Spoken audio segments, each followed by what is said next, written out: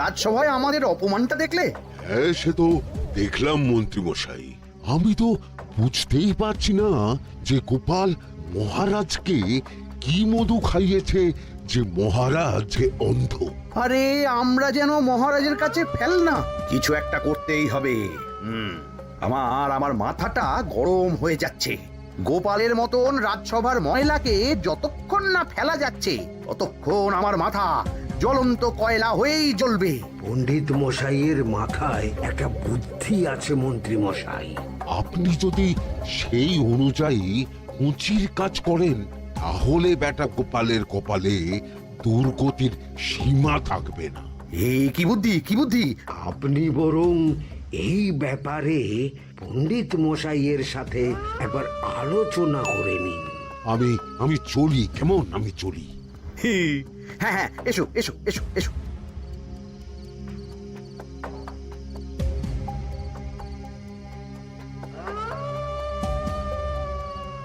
আরে ওই তো আমার বাঁ হাত ঘটা আসছে, বেটাকে দিয়ে একটা কাজ করাতে হবে। এ কি মন্ত্রী মশাই, আপনি এখানে দাঁড়িয়ে কি করছেন? এই একটা গুরুত্বপূর্ণ ব্যাপারে কথা বলছিলাম। একটা একটা কাজ করতে পারবি? কি কাজ করতে হবে বলুন মন্ত্রী মশাই। আমাকে একটু ঠান্ডা জল, পাতিলেবু আর পুদিনার পাতা দিয়ে শরবত বানিয়ে খাওয়াতে পারবি? সেসব আমার ঘরে ব্যবস্থা করাই আছে। চলুন চলুন আমার সাথে চলুন। হ্যাঁ হ্যাঁ, চল চল চল চল চল।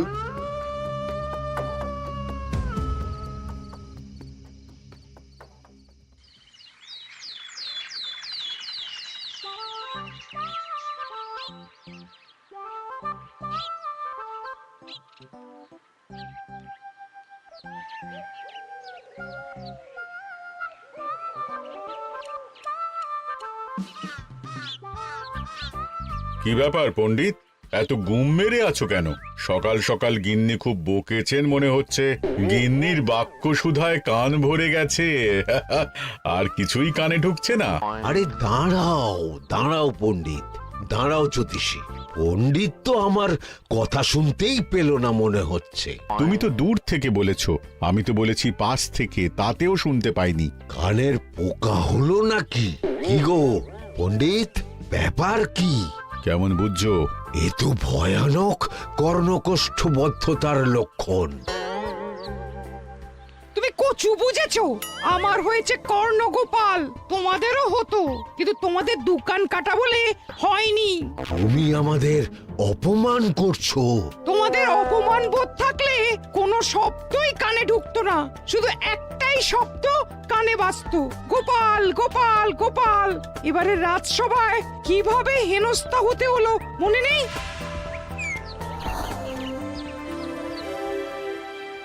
মহারাজ, একটা ভিক্ষা আছে। ভিক্ষার জন্য কৃষ্ণনগরের রাস্তাই সবচেয়ে উপযুক্ত জায়গা গোপাল, তুমি বরং সেখানেই যাও। মন্ত্রী, মন্ত্রী মশাই ঠিকই বলেছেন মহারাজ। যে যার নিজের জায়গা থেকে কথা বলে। কুকুর বলে ভৌ ভৌ, বেড়াল বলে মিউ মিউ, কাক বলে কা কা। মন্ত্রীর ভিক্ষার জায়গা কৃষ্ণনগরের রাস্তা, আর গোপালের ভিক্ষার জায়গা মহারাজ কৃষ্ণচন্দ্রের দুয়ার। বলো কি ভিক্ষা? বাড়িতে পুজো আছে মহারাজ, খরচা অনেক, কিছু ঋণ আবশ্যক। যদি 100 মোহর। ঋণ তোমাকে আমি দিতে পারবো না গোপাল। পুজো উপলক্ষে তোমাকে আমি 100 মোহর দিলাম। মহারাজ, আমিও ঠিক এই কথাটাই বলতে যাচ্ছিলাম। আমরাও তাহলে বাড়িতে পুজো করব। পুজোর জন্য আমাদের অনেক খরচ, তাই যদি... অবশ্যই অবশ্যই, কত ঋণের প্রয়োজন খাজাঞ্চির কাছ থেকে নিয়ে নিও, সুদটা আমি মাফ করে দিলাম। মহারাজ, গোপালকে দান আর আমাদের ঋণ? হ্যাঁ, কারণ তোমরা নিজেরা খাবে, কিন্তু গোপাল অন্যদের খাওয়াবে। গোপালের মতো মানুষের সঙ্গে থাকাই হলো রাজধর্ম। কিন্তু তাছাড়াও তোমরা হলে 80 যাই বেতন পাই দলের লোক। গত 1 বছরে তোমার কোন মন্ত্রণা দেশের কাজে এসেছে? পণ্ডিত কোনো নতুন তত্ত্ব শুনিয়েছে? জ্যোতিষী কোনো অমোঘ ভবিষ্যৎবাণী করেছে? আর বৈদ্য 3 বছর ধরে আমার হাঁটুর ব্যথা সারাতে পারেনি। কিন্তু গোপাল, গোপালের ভাঁড়ে হাস্যরসের কখনো অভাব হয়নি। মনে আছে? আছে।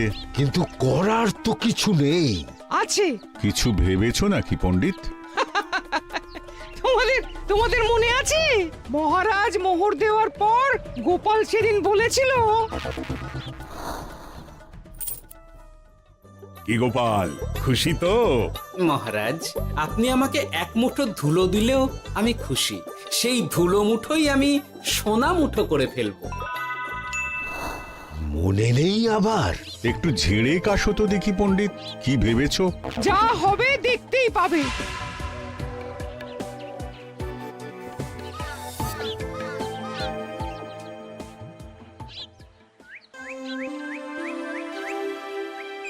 মহারাজের জয় হোক, মহারাজের জয় হোক। ওরে বাবা, এই যে সকাল সকাল চান করে ঠান্ডা লেগে গেল মনে হচ্ছে। মহারাজ, ওই কবি গান উপলক্ষে গত মাসটা আমি কৃষ্ণনগরের কোণে কোণে ঘুরে বেরিয়েছি। প্রজাদের মধ্যে একটা অসন্তোষ আমি লক্ষ্য করেছি মহারাজ। অসন্তোষ? আমি তো জানতাম আমার শাসনে প্রজারা সুখে আছে। সুখে তারা ভাসছে মহারাজ, কিন্তু একটাই অসুখ, তারা মহারাজের দর্শন পায় না। তারা মহারাজের পদধূলির জন্য আকুল হয়ে আছে, মহারাজের দর্শন পাওয়ার জন্য চাতকের মতো অপেক্ষা করছে। চিত্রকরকে দিয়ে চিত্র অঙ্কন করিয়ে বিলি করে দিলেই হলো।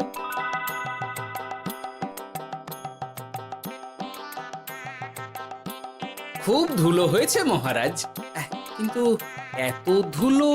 কালকের ঝড়ে ঢুকেছে। ঝাড়ুদার,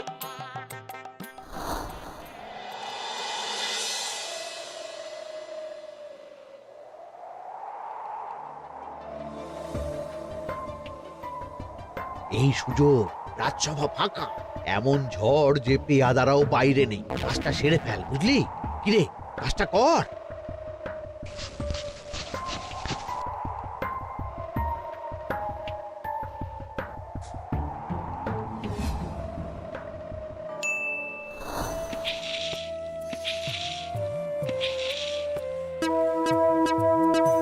এত ধুলো!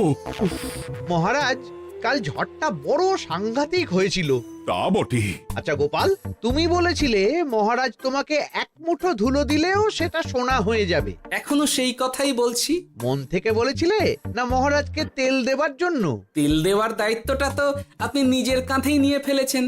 আমি যা বলি সত্যি বলি। আজ যদি এই 4 ঝুড়ি ধুলো মহারাজ তোমাকে উপহার দেন, তখনও একই কথা বলবে? নিশ্চয়ই। মহারাজ, গোপালকে এই 4 ঝুড়ি ধুলো দেওয়ার হুকুম হোক। কি গোপাল, আমি তোমাকে যদি এই ধুলো ঝুড়িগুলো দিই, তা থেকে সোনা আসবে নাকি? আসবে মহারাজ, মোহরের বস্তা আসবে। যদি না আসে, আপনি বলুন। তোমাকে কৃষ্ণনগর ছেড়ে চলে যেতে হবে। রাজি? আর যদি আমি পারি, তাহলে আপনাকে এই মন্ত্রীর চাকরি ছেড়ে দিতে হবে। কি রাজি? কি মন্ত্রী, রাজি? রাজি। গোপাল? রাজি মহারাজ। আচ্ছা, আর কেউ মন্ত্রীর পক্ষে বাজি ধরেছেন নাকি? হ্যাঁ, আমি আমি আমি আমি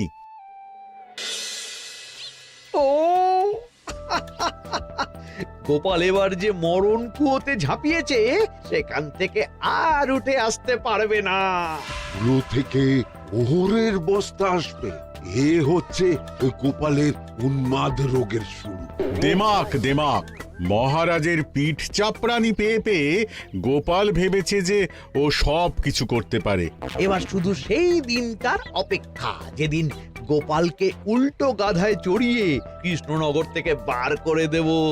এতটা নিশ্চিন্ত হবেন না মন্ত্রী মশাই। গোপাল কিন্তু হালকা কথা ছুঁড়ে দেওয়ার লোক নয়। কি বলতে চাইছো পণ্ডিত? ওই 4 ঝুড়ি ধুলো থেকে মোহরের বস্তা আসবে? না, তা বলছি না। অন্য জায়গা থেকেও তো মোহরের বস্তা আসতে পারে। তার সঙ্গে ধুলো মিলিয়ে দিলেই কেল্লা ফতে। গোপালের নিশ্চয়ই কোনো পরিকল্পনা আছে। গোপালের সব পরিকল্পনার গোড়া মেরে রেখে দিয়েছি পণ্ডিত। ঘটা আছে গোপালের পেছনে, আর ঘটা আছে গোপালের বাড়ির পাহারা। লুকিয়ে কিচ্ছু করতে পারবে না। আরে ওই তো বটা আসছে। বেল্লিক, উল্লুক, তোকে আমি জল বিছুটি দেওয়াবো। গোপালকে ছেড়ে চলে এসেছিস কেন? ছেড়ে আসবো কেন মন্ত্রী মশাই? গোপালকে ওর বাড়ির সামনে ছেড়ে এসেছি। ওখানে তো ঘটা আছে। ও বড্ড ঘুরিয়েছে বেটা। কোথায় কোথায় গিয়েছিল গোপাল? 4 ঝুড়ি ধুলো নিয়ে বেটা বাড়ির উল্টো দিকে হাঁটা দিল। চললাম পিছু পিছু যাচ্ছিল কোন দিকে? নদীর দিকে, কিন্তু গোপাল দাঁড়ালো যদুর বাড়ির সামনে। এই যদু হলো সেই লোক যে লোকজনের বাড়িঘর কেনা বেচা করে আর লোক ঠকায়। আগে রাজধানীতে থাকতো। বেটা রাজধানী থেকে এই কৃষ্ণনগরে পালিয়ে এসেছে, এখানেও লোক ঠকাচ্ছে। কিন্তু বেটা এত চালাক যে কিছুতেই ধরা যাচ্ছে না। এইরকম লোককে ধরাচ্ছে হাতে রাখা ভালো নয় কি মন্ত্রী মশাই? সে তো জানি, কিন্তু ওর ওপর মহারাজের কড়া নজর আছে। এখন ওর সঙ্গে সম্পর্ক রাখা খুব ঝুঁকি। যাই হোক, তারপর? হ্যাঁ তারপর যদু, যদু রে, গোপাল খুড়ো, আরে তুমি এখানে কি করছো? দেখতেই তো পাচ্ছিস ধুলো। তবে যে সে ধুলো নয়, মহারাজ কৃষ্ণচন্দ্রের পদধূলি। শুনিসনি বোধহয় এখন কৃষ্ণনগরে সবচেয়ে বেশি চাহিদা মহারাজের পদরেণু। আচ্ছা, মহারাজের পদরেণু নিয়ে যাচ্ছ কোথায়? এই ছোট ছোট পুলিন্দায় ভরে কৃষ্ণনগরের প্রত্যন্ত জায়গায় যেখানে প্রজারা মহারাজের সাক্ষাৎ পায় না সেখানে বিক্রি করব। তোমার কি মাথা খারাপ? পায়ের ধুলো বিক্রি হবে? ওরে, গতবারে মাত্র 1 ঝুড়ি ধুলো 1000 মোহরে বিক্রি করেছিলাম, এবারে 4 ঝুড়ি। শোনো, তুমি আবার ঘুরে ঘুরে বিক্রি করবে কেন? তোমাকে আমি বরং 10 মোহর দিয়ে দিচ্ছি। তুমি আমাকে এগুলো দিয়ে দাও, আর বিক্রি করে যা হবে তোমাকে এই 40 ভাগ দিয়ে দেবো। ওই 10 মোহরে বদমাস যদুকে ধুলো বেচে গোপাল বাড়ির দিকে চললো। বাড়ির সামনে অব্দি পেছনে পেছনে গিয়ে তারপরে এই আপনাদের কাছে আসছি। বলিস কি রে, ধুলো বেচে 10 মোহর? ও মন্ত্রী মশাই, গোপাল তো একেবারে নাড়ি ধরে টান মেরেছে। গেল রাজসভায় এমন সুখের চাকরিটি গেল। এবার আবার রাস্তার ধারে গিয়েই বসতে হবে। এবার নবাবের দরবারে জায়গা আছে কিনা খোঁজ করি গিয়ে। তাত্তেরি 10 মোহর আর 1 বস্তা মোহরের মাঝখানে অনেক রাস্তা, সেই রাস্তায় আমি লোক বসিয়ে রাখবো। আরে আরে, ওই তো তোমার ঘটা আসছে। এই তুই গোপালের ঘরের পাহারা ছেড়ে এলি কেন? গোপাল নেই নেই নেই নেই নেই নেই।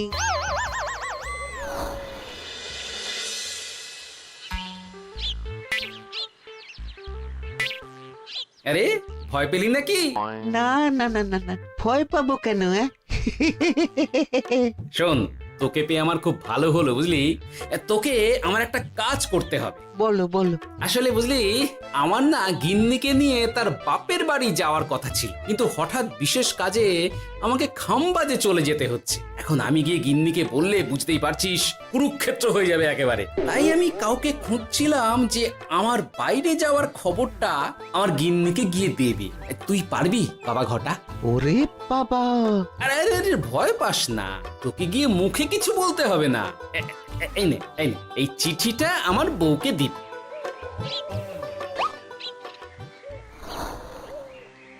কৃষ্ণনগর ছেড়ে চুপি চুপি চলে যাচ্ছি, চালাকিটা দেখেছেন? ওসব চালাকি আমি তুড়ি মেরে উড়িয়ে দেব। কি করবেন? চারিদিকে আমি অশ্বারোহী গুপ্তচর পাঠাচ্ছি, গোপালকে কোনো চালাকি করতে দেব না।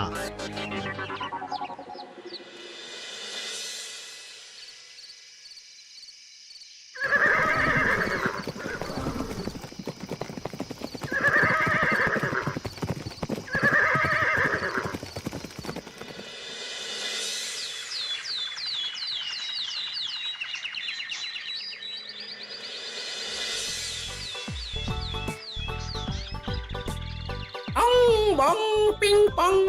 হ্যাঁ, ওরে বাপ রে, এ আবার কি বলে? মানে বুঝিতে পারিলে না?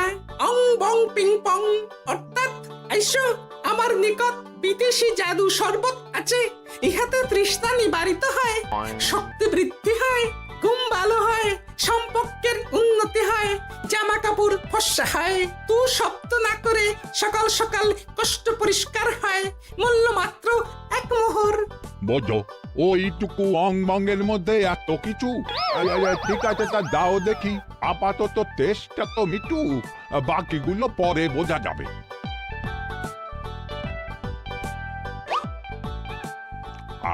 আহ বড় ভালো খেতে তো আহ, ঠং ঠং অর্থাৎ শক্তি বৃদ্ধি হলো। হ্যাঁ, হ্যাঁ, মনে হচ্ছে গায়ে যেন দুগুণ বল পাচ্ছি। কি হয়েছে ভাই? এ কে? এ ভিন দেশ থেকে জাদু শরবত নিয়ে এসেছে গো। জাদু শরবত ভিন দেশ? একেবারে, হ্যাঁ, একেবারে বহু ভুজা শরবত। খেলে তেষ্টা যাবে, গায়ে জোর হবে, ঘুম হবে, সম্পর্ক ভালো হবে, জামা কাপড় ফর্সা হবে, সকালে হ্রাস করে পেটও পরিষ্কার হবে। সে কি? দাও গো ভাই, আমাকেও দাও। গুড় জল, সঙ্গে একটু ভাজা মশলা, আমচুর আর বিট নুন, শুদ্ধ দেশি জিনিস। জানলে কেউ ছুঁয়েও দেখতো না, কিন্তু একটু বিদেশি গন্ধ দিতেই একেবারে হট্ট মেলা। আরে তোমরাও এসেছো দেখছি। সং সং শঙ্কা, লং লং লঙ্কা। মানে অর্থাৎ এই শরবত খেলে আর শঙ্কা নাই, বুদ্ধি লঙ্কার মতন ঝাল হয়ে যাবে। তারপর ডং ডং ডঙ্কা, টং টং টঙ্কা, ফাইন ফাইন, অর্থাৎ টাকা আসবে আমার কাছে।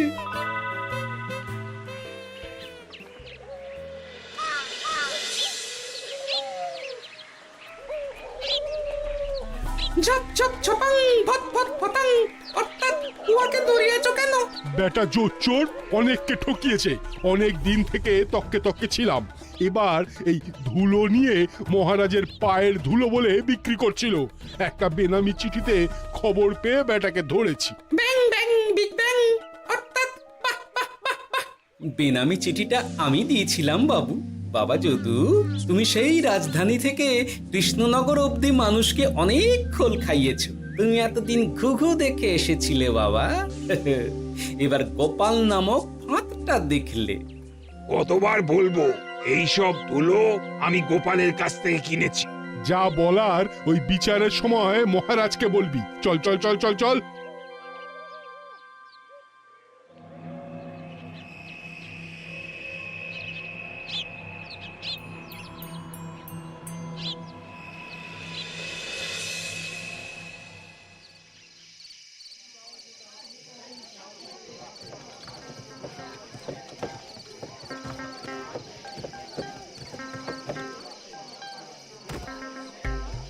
ঝন্টু মন্টু ননাং ফু। নাও ঠেলা। এ সাহেব বলে কি ফু দিয়ে দিতে হবে? কি বলছো সাহেব? বুঝতে পারছি না, কোথায় ফু দেব? ঝন্টু মন্টু ননাং ফু। অর্থাৎ লবণ আছে? আছে আছে সাহেব আছে। কত লাগবে? ভান্ড ভরি আন্ডাকারি। অর্থাৎ যা আছে সব।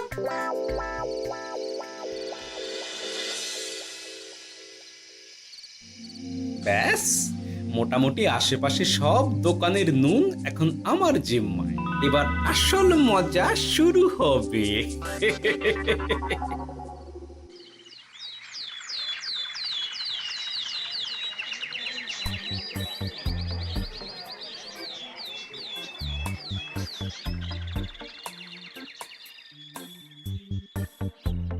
নুন আছে? না হুজুর, গোটা কৃষ্ণনগরেই নুন নেই।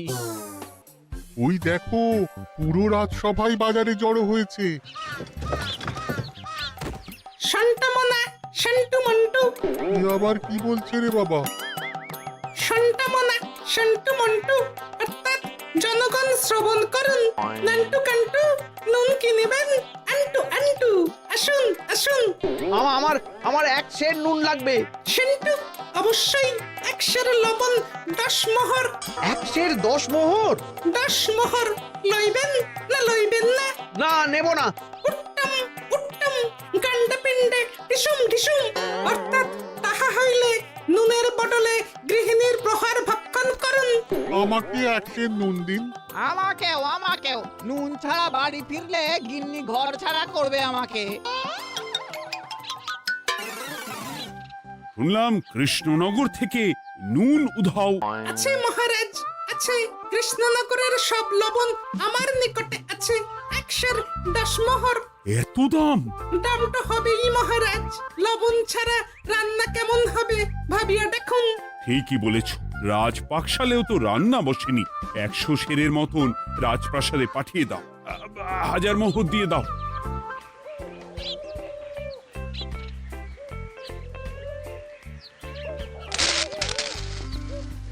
ব্যাস 1 বস্তা মোহর হয়ে গেছে। গোপাল, হ্যাঁ মহারাজ, গোপাল যে 4 ঝুড়ি ধুলো থেকে 1 বস্তা মোহর রোজগার করেছে। ইয়া বাত! চলো রাজসভায়, পুরো গল্পটা শুনতে হবে। সকলেই এসো তাহলে রাজসভায়। কিন্তু মহারাজ, যারা বাজি হারলো তাদের তো চাকরি গেছে, তো তারা রাজসভায় যাবে কি করে? ঠিক ঠিক ঠিক বলেছ। আর যারা বাজি হারলো তারা বাদ, বাকিরা চলো। এই সেরেছে, গোপাল তো আবার বাজি মেরে দিল। ও মহারাজ, আমাদের দেখুন। ও মহারাজ, আমাদের দেখুন। ও মহারাজ। হ্যাঁ